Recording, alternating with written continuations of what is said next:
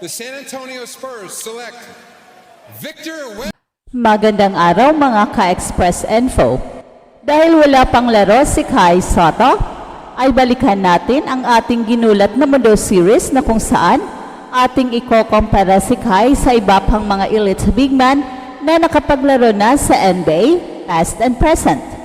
Sa ganitong paraan ay maintindihan natin at meron tayong objectivity sa ating conclusion kung makakapasok ba talaga si Kai Sotto sa NBA o hindi.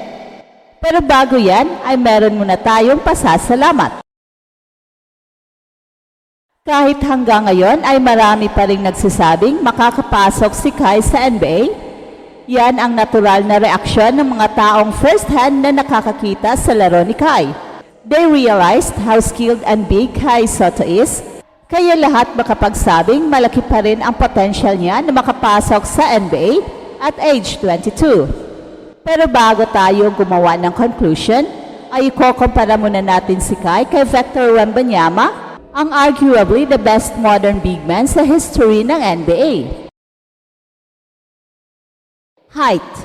In terms of height, ay hindi naman nagkakalayo sina Kai Sotto at Vic Wembanyama. Si Kai ay isang legit 7'3", pero baka pagdating niya sa NBA ay magiging 7'5" siya, katulad rin ni Wemby, na maraming nagsasabing legit 7'5", pero sa official height niya ay only 7'3.5". Baka si Kai is only 7'2.5" lamang officially, pero whatever it is, ay hindi talaga nagkakalayo ang kanilang height. Advantage obviously kay Vic Wembanyama. Age.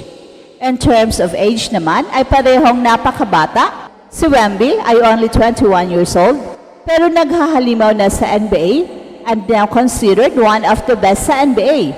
Samantalang si Kai is only 22 years old also, kaya maliit lang ang kanilang pagitan. In terms of age, ay naghahalimaw naman si Kai sa Japan B-League at sa FIBA tournaments. Advantage, Wemby pa rin. Style of play, mahilig si Wemby na sa labas maglaro. Dahil sa kanyang impeccable shooting at insane handles, ay napaka-epektibo niyang perimeter player sa opensa. He can score anywhere in the court.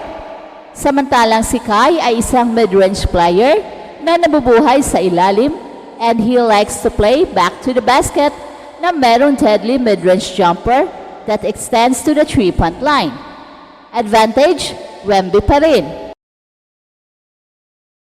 Physicality. In terms of physicality, ay dito mayroong konting advantage si Kai only because he plays inside na kung saan napakaraming tulakan sa positioning. Pareho naman silang maninipis pa ang katawan, pero dahil sa kanilang contrasting style, ay mas physical maglaro si Kai. Advantage, Kai Sotto. Defense. Parehong great shot blocker, pero malaki ang advantage ni Wemby sa perimeter defense dahil sa kanyang likse at lateral movement. Dito talaga iiwan si Kai. Okay lang sa interior defense, pero pagdating sa perimeter, ay lagpak si Kai compared kay Wemby, the reason kung bakit hindi pa nakapaglaro si Kai sa NBA.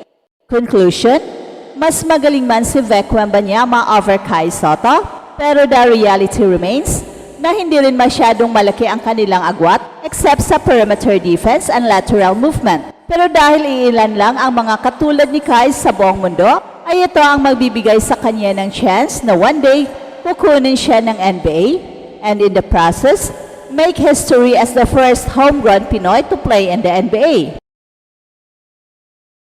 Pero bago tayo magpapatuloy, ay meron muna tayong pag-giveaway. Hey, hey, hey! Attention mga kapatrol! Get ready for an epic giveaway! Once Express Info hits 150k subscribers, one lucky winner will win the incredible Oppo Reno 11F 5G smartphone. Here's how to join. Step 1. Subscribe to Express Info right now. Step 2. Like this video. Then step 3. Comment anything good and positive about our idol Kai Sotto. Super easy. Just subscribe, like, and comment. Ang pag-usbong ni Kai sa basketball scene ay talaga namang nakakagulat at nagbibigay pag-asa sa marami. Kahit na wala pa siyang NBA debut, mahalagang balikan natin ang Ginulat ang Mundo series upang magkaroon tayo ng masusing pagtingin at objectivity sa potential ng batang Pinoy na ito. Sa edad na 22, agad na napansin ang husay at laki ni Kai. Isang katangiang nagiging dahilan kung bakit marami ang naniniwala na makapasok siya sa NBA balang araw. Pero upang maunawaan natin ng lubusan ang kanyang kakayahan, mahalagang ikumpara siya sa isa sa mga pinakamagaling na modern big man sa kasaysayan ng NBA, si Victor Wembanyama.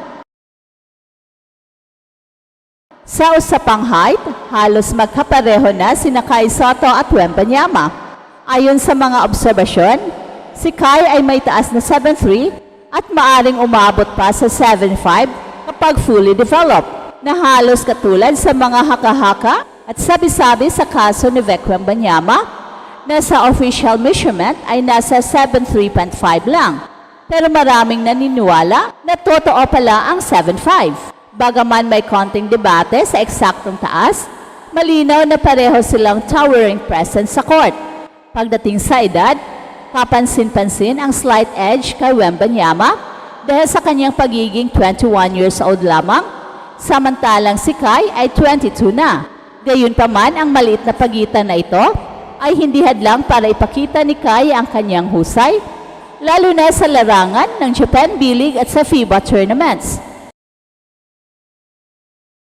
Sa kabila ng pagiging kabataan, naipakita na ni Kai ang kanyang kakayahan sa pagdomina sa interior play na siyang nagbibigay sa kanya ng edge sa ibang players.